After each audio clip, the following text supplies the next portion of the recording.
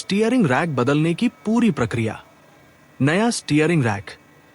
ये नया steering rack है जो डिब्बे से बाहर निकाला गया है। इसमें रैक बॉडी, दोनों तरफ टाई रॉड और रबर कवर पहले से लगे होते हैं। ये बिल्कुल नया और सही हालत में होता है। टाई रॉड, लॉक नट और निशान। टाई रॉड पर लॉक नट और पीले रंग का निशान बना होता है। इसका काम होता है पुरानी सेटिंग को याद रखना, पहियों का संतुलन बिगड़ने से बचाना।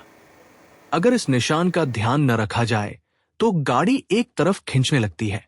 Rubber cover, boot. काले रंग का रबर कवर स्टीयरिंग रैक को ढक कर रखता है। ये धूल और मिट्टी से बचाता है, अंदर लगी ग्रीस को सुरक्षित रखता है। अगर ये कवर फट जाए तो रैक जल्दी खराब हो जाता है। पुराना स्टीयरिंग रैक। गाड़ी के नीचे लगा पुराना रैक बहुत गंदा और घिसा हुआ दिख रहा है। इससे स्टीयरिंग भारी हो जाती है, आवाज आने लगती है, ढीलापन महसूस होता है। Stabiliser rod. ये मुड़ी हुई रॉड स्टेबलाइजर रॉड होती है। ये मोड़ पर गाड़ी को संतुलन में रखती है। रैक निकालते समय इसे थोड़ा हटाना पड़ता है। रैक के बोल्ट खोलना। स्टीयरिंग रैक गाड़ी के ढांचे से बोल्ट के सहारे लगी होती है। इन बोल्टों को औजार की मदद से खोला जाता है। बोल्ट खोलते समय रैक को सहारा देना जरूरी होता है। स्टीयरिंग शाफ्ट जोड़ खो। लना स्टीयरिंग व्हील और रैक आपस में एक जोड़ से जुड़े होते हैं। इस जोड़ का बोल्ट निकालते ही स्टीयरिंग और रैक अलग हो जाते हैं। इस समय स्टीयरिंग व्हील को घूमने से रोकना जरूरी है। पुराना रैक नेक। आलना सभी बोल्ट और जोड़ खोलने के बाद रैक को धीरे धीरे साइड से बाहर निकाला जाता है। ध्यान रखें कि कोई पाइप या तार टूटे नहीं। नया रैक। गाना नया रैक उल्टी प्रक्रिया से लगाया जाता है।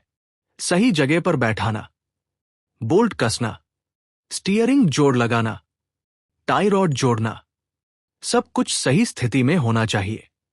अंतिम जांच और पहिया संतुलन। काम पूरा होने के बाद स्टीयरिंग हल्की घूम रही है या नहीं, कोई आवाज तो नहीं आ रही। इसके बाद पहियों का संतुलन कराना बहुत जरूरी है। स्टीयरिंग रैक गाड़ी को मोड़ने और नियंत्रित करने का मुख्य हिस्सा है।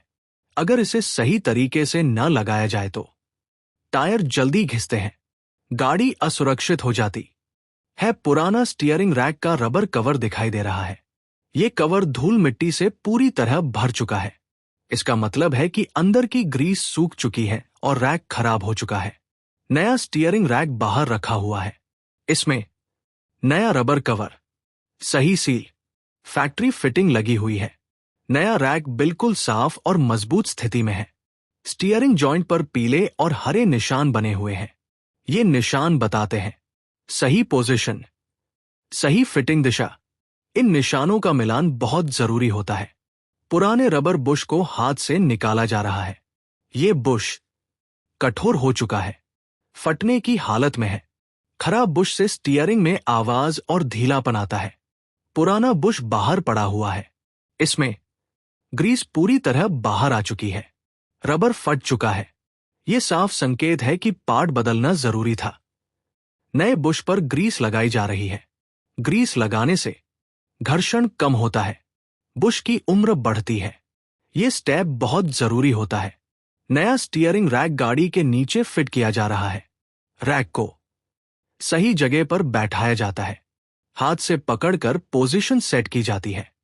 टाई रॉड और रबर कवर सही जगह लगे हुए दिख रहे हैं।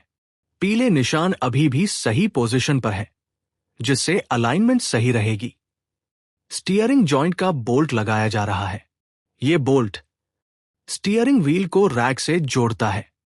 बहुत मजबूती से कसा जाता है। औजार की मदद से बोल्ट को पूरी तरह कसा जा रहा है। सभी बोल्ट सही से कसने के बाद स्टीयरिंग मजबूत होती है।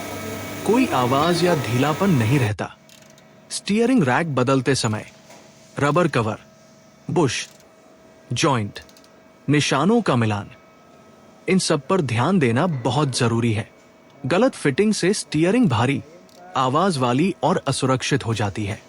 स्टीयरिंग रैक के माउंटिंग बोल्ट साफ दिखाई दे रहे हैं।